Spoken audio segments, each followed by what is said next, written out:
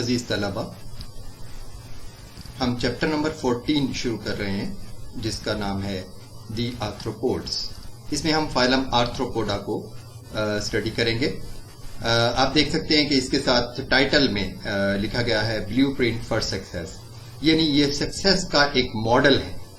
इन जितना successful animals का group और कोई नहीं है, सबसे ज्यादा सक्सेसफुल ग्रुप है ये एनिमल्स का। अब हम आर्थ्रोपोडा के कैरेक्टरिस्टिक्स स्टडी करेंगे। पहला जो इंपॉर्टेंट पॉइंट है वो ये कि arthropoda is the largest animal phylum. Animal phyla के लिहाज से सबसे बड़ा फाइलम है क्योंकि इसमें नंबर ऑफ स्पीशीज सबसे ज्यादा है। बड़ा या छोटा नंबर ऑफ स्पीशीज के हिसाब से होता है। इस ग्रुप में इस वक्त तक तकरीबन 1 मिलियन स्पीशीज डिस्क्राइब हो चुकी हैं, यानी आर्थ्रोपोडा की इस वक्त 1 मिलियन स्पीशीज हैं। ताहम अंदाजा ये है कि अभी भी तकरीबन 30 से 50 मिलियन स्पीशीज यानी 3 करोड़ से लेकर 5 करोड़ तक स्पीशीज मजीद हैं जो अभी आइडेंटिफाई होनी है और डिस्क्राइब होनी है। इस लिहाज से आप अंदाजा कर सकते हैं कि ये एनिमल्स का कितना बड़ा ग्रुप है। जब हम टोटल कहते हैं कि एनिमल्स की टोटल स्पीशीज इस वक्त जो है वो तकरीबन 25 लाख यानी 2.5 मिलियन डिस्कवर्ड हैं, तो ऐसे में से 1 मिलियन आर्थ्रोपोड्स हैं। और अगर 5 मिलियन आर्थ्रोपोड्स मिल गए तो आप अंदाजा कर सकते हैं क्या रेशो होगी आर्थ्रोपोड्स की और उसके मुकाबले में बाकी सारे एनिमल ग्रुप्स की। आर्थ्रोपोड्स की ये तादाद शो करती है कि they are the most successful animals और which are found in almost all habitats on earth. जमीन के ऊपर कोई कोना और कोई हैबिटेट ऐसा नहीं जहां पर आर्थ्रोपोडा का कोई मेंबर मौजूद ना हो। कुछ एंशिएंट आर्थ्रोपोड्स ऐसे थे जो कि फर्स्ट एनिमल्स थे जो जमीन के खुश्क इन्वायरमेंट यानी टेरेस्ट्रियल इन्वायरमेंट्स में आकर रहे। आपको पता है कि लाइफ जमीन पानी में शुरू हुई और पानी से एनिमल्स आखिरकार जमीन पर आए। तो सबसे पहले आने वाले जो एनिमल्स थे उनमें कुछ आर्थ्रोपोड्स ही थे।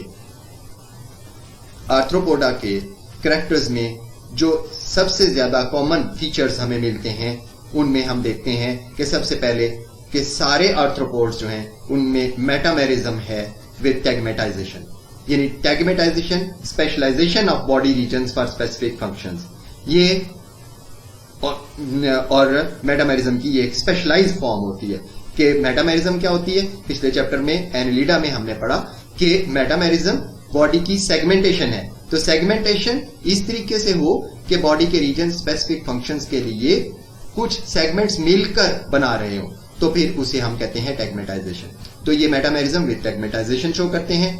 दूसरी बात कि इनके पास सबके पास काइटन का बना हुआ एक्सोस्केलेटन यानी काइटनस एक्सोस्केलेटन होता है जो कि एनिमल की बॉडी को सपोर्ट भी देता है और प्रोटेक्शन भी प्रोवाइड करता है।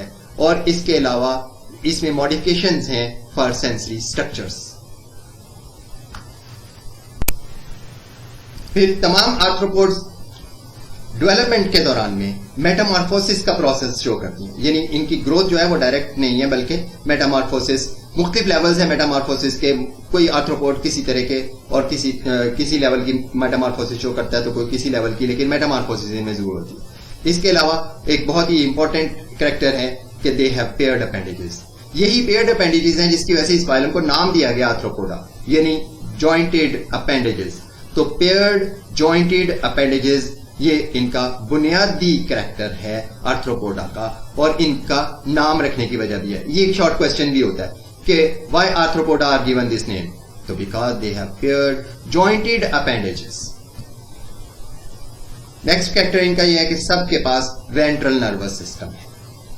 फिर इनकी जो सेलूम है वो स्मॉल कैविटीज की फॉर्म में है, हाईली रिड्यूस्ड है और हमें इनके गोनेड्स और एक्सक्रीटरी ऑर्गन्स के गिर्द मिलती है। So coelom is reduced to cavities which surround gonads and excretory organs.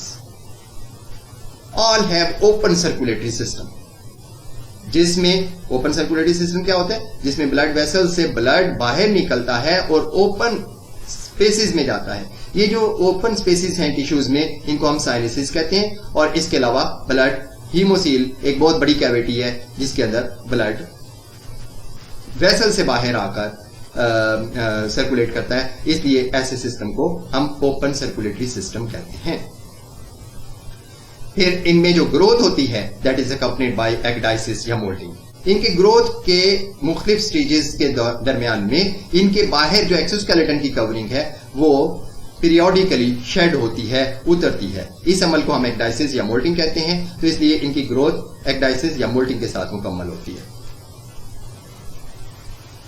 ये मेन कैरेक्टरिस्टिक्स हैं आर्थ्रोपोडा की। अब आर्थ्रोपोडा को हमने कहा कि सक्सेसफुल ग्रुप है, तो इनकी सक्सेस में जो मेन बातें क्या, कौन से फीचर्स हैं इनमें से जिसकी वजह से आर्थ्रोपोडा इतना सक्सेसफुल ग्रुप है, तो वो 3 फीचर्स हैं which have contributed to arthropod success.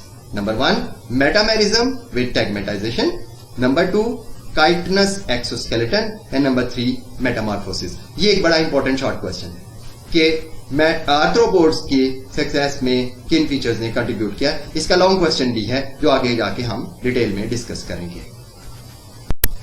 Dear students, arthropoda के एनलिटा के साथ बड़े क्लोज एवोल्यूशनरी रिलेशनशिप्स हैं और यही अब हमारा टॉपिक है कि आर्थ्रोपोड्स एवोल्यूशन रिलेशनशिप्स विद एनलिटा। ये दोनों फाइला बड़े क्लोजली रिलेटेड हैं। इनमें कुछ कॉमन कैरेक्टर्स हैं। They share some characters which are called protostome characters.